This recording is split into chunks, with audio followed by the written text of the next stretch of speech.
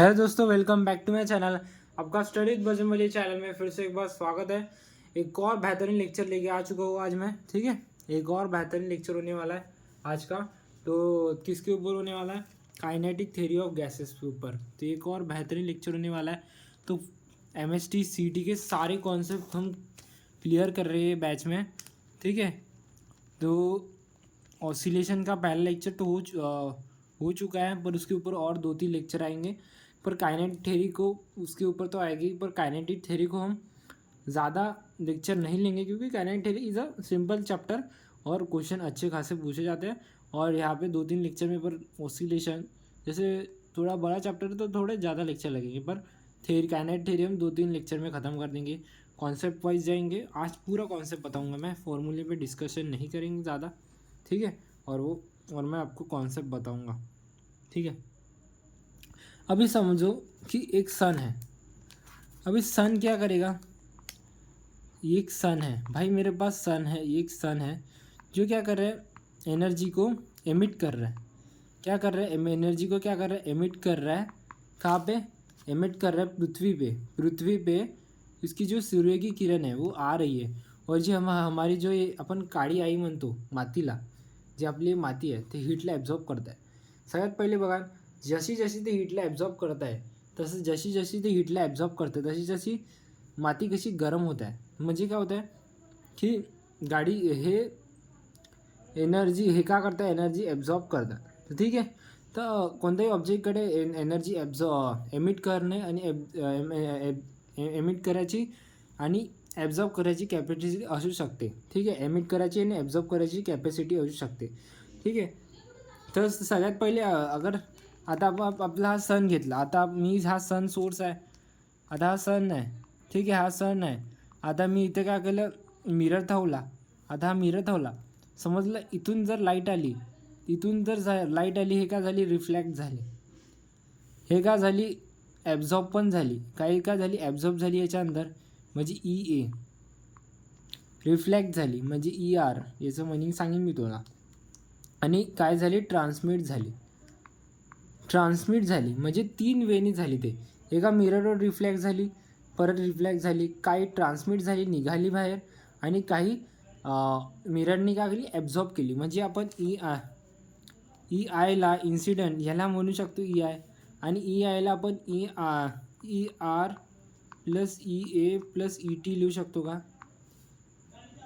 ठीक आहे, इथेच लिहून दाखव. मी याच्यावर लिहू शकतो. याच्यावरच लिहून दाखवतो तुम्हाला, म्हणजे कसं कंजेस्टेड नाही वाटणार. आता तर मी याला EIला EA plus ET plus ER लिहू शकतो ना. तो ई हे डिवाईड आणि तसंच केलं तर हेच बघा. अरे यार, मिरर खराब झालं वाटतं हे. पण कोणते सननी एका हे आहे, मिरर आहे. काही काही लाईट काय झाली? रिफ्लॅक्ट झाली, काही ॲब्झॉर्ब झाली, काही ॲब्झॉर्ब झाली, आणि काही ट्रान्समिट झाली. म्हणून इन्सिडेंट काय झालं? 3 रिफ्लेक्टेड, ॲब्झॉर्ब आणि ट्रान्समिटमध्ये डिवाईड झालं. ट्रान्समिटमध्ये काय झालं? डिवाईड झालं. काय झालं? ट्रान्समिटमध्ये डिवाईड झालं. ठीक आहे, ट्रान्समिटमध्ये काय झालं? डिवाईड झालं. आता बघा, माझ्या पण मी याच्यावर जे आहे ना, ते मिरर पडत आहे आणि ते माझ्या गालावर येऊन राहिले. ठीक आहे, तर समजा की हे बेस्ट एक्झाम होतं ER, EA आणि ET, म्हणजे रिफ्लेक्शन, ॲब्झॉर्ब, याच्यावर सांगतो. रिफ्लेक्शन, एमिट, ट्रान्समिट आणि ER हे कसं. आणि हे E कट झाले, तर आपल्याला EI काय म्हणजे EA absorption plus transmission plus reflection. तुम्ही कसं पण लिहू शकता. रिफ्लेक्शन पण लिहू शकता पहिले, पण ट्रान्समिट पण लिहू शकता, आणि ॲब्झॉर्प्शन. म्हणजे की एक आता आपण बघूया. हे बेसिक कॉन्सेप्ट होतं, पण हे लक्षात आलं पाहिजे. हे रिलेशन इम्पॉर्टंट आहे, की जर एक इन्सिडेंट लाईट आहे एका ऑब्जेक्टवर पडली, तर ते रिफ्लॅक्ट होऊ शकते, ते रिफ्लॅक्ट होऊ शकते, ते इमिट होऊ शकते. अजून एकदा बेस्ट एक्झाम्पल अजून एकदा सांगतो मी तुम्हाला. काही गरज नाही, काही घाई नाही आपल्याला. आपण कॉन्सेप्ट वाईज जाऊया. तर एक आली, ते एक रिफ्लॅक्ट झाली. एक सनलाईटपासून आली, ते रिफ्लॅक्ट झाली, हे ट्रान्समिट झाली, आणि हे ॲब्झॉर्ब झाली. ठीक आहे, तर हे 3 याच्यामध्ये डिवाईड झाले. ठीक आहे, तर तुम्हाला आय होप हा कॉन्सेप्ट समजला पाहिजे. हे रिलेशन महत्त्वाचं आहे, आलं पाहिजे. नाही आलं तर मग झालं काम भारी. ठीक आहे, हे बघा ब्लॅक बॉडीला काय म्हणतं, object which completely absorb ER0 A1 T0 हे कोण आहे, हे व्हॅल्यू कोण आहे हे तुम्हाला सांगतो. म्हणजे अशी बॉडी आता समजा की एक अशी बॉडी आहे, अशी जाडी बॉडी पकडा. म्हणजे कसं एक लोखंडाचं पकडा या फिर दिवाल बघा. आता मी सनलाईट आली, हे सनलाईट आहे समजा, एक दिवाल पकडून घेतो आपण. दिवालला परफेक्टली ब्लॅक बॉडी, हे दिवाल आहे. ह्या दिवालीवर मी हे असं सनलाईट आली, हे सनलाईट अशी आली, हे दिवाल बघा ब्रेथ दारा थिकनेस आहे, हे सगळी हीट ॲब्झॉर्ब करून राहिली आहे. म्हणून इथे जे आहे ना ते इथे ॲब्झॉर्प्शनची व्हॅल्यू माहीत आहे का, म्हणूनच A1 आहे. ॲब्झॉर्प्शनची व्हॅल्यू 1 आहे. ॲब्झॉर्प्शनची व्हॅल्यू काय आहे, 1 आहे. A=1, R=0 and E= emit पण नाही होत आहे, म्हणून E=0. म्हणजे रिफ्लेक्ट नाही होत आहे, एमिट पण नाही होत आहे. काहून का दिवाल आहे, दिवालने सूर्यापासून प्रकाश आली, दिवालवर पडली आणि ते दिवाल जाडी आहे, फक्त हीट ॲब्झॉर्ब करत आहे. म्हणून ची व्हॅल्यू 1 आहे. रिफ्लेक्ट नाही होत आहे, इमिट पण नाही होत आहे, बाहेरून पण निघत नाही. तर त्याच्यामुळे हे परफेक्टली ब्लॅक बॉडी. आता मी अजून एक एक्झाम्पल सांगू तुम्हाला.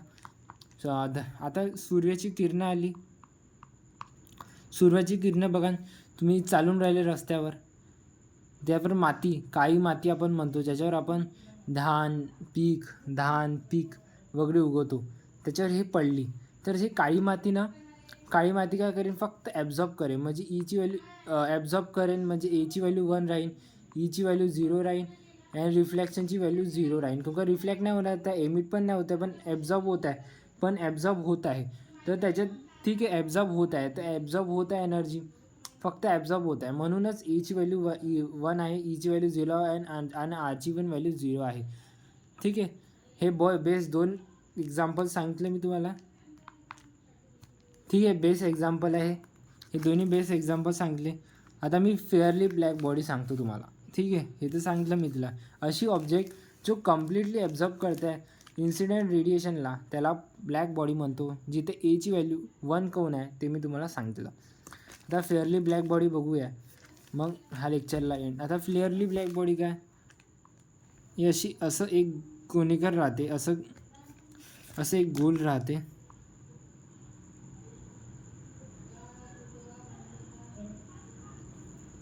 यार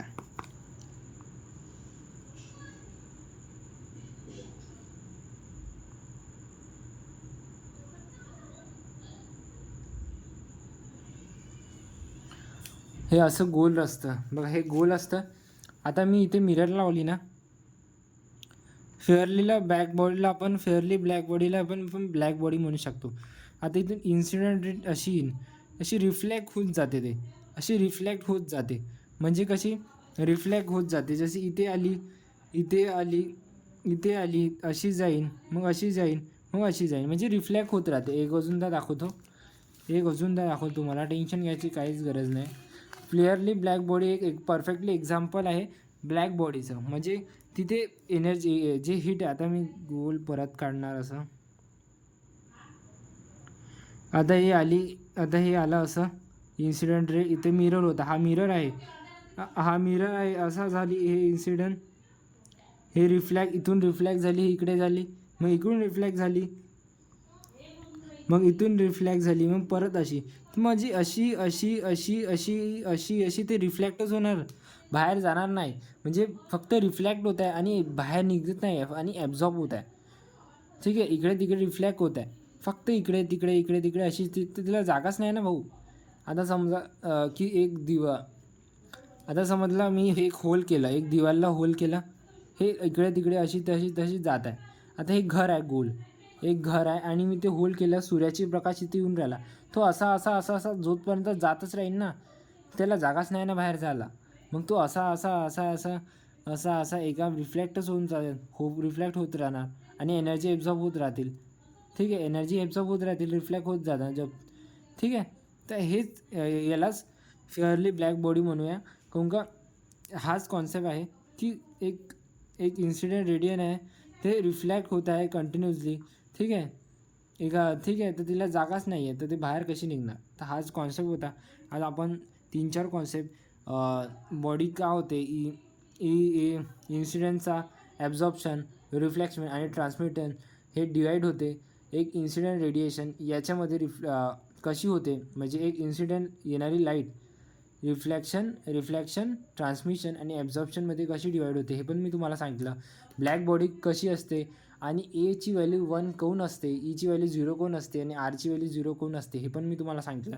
आणि फेअरली ब्लॅक बॉडी म्हणजे काय असते की एका छोट्याशा जागेवरून इन्सिडेंट रेडिएशन येत आहे आणि ते कंटिन्युअसली रिफ्लॅक्ट होत आहे, अशी तिला एक मिररवर जाऊन रिफ्लॅक्ट होऊन मिररवर जात आहे आणि ते रिफ्लॅक्ट होत राहत आहे कंटिन्युअसली. त्याला आपण फेअरली ब्लॅक बॉडी म्हणूया.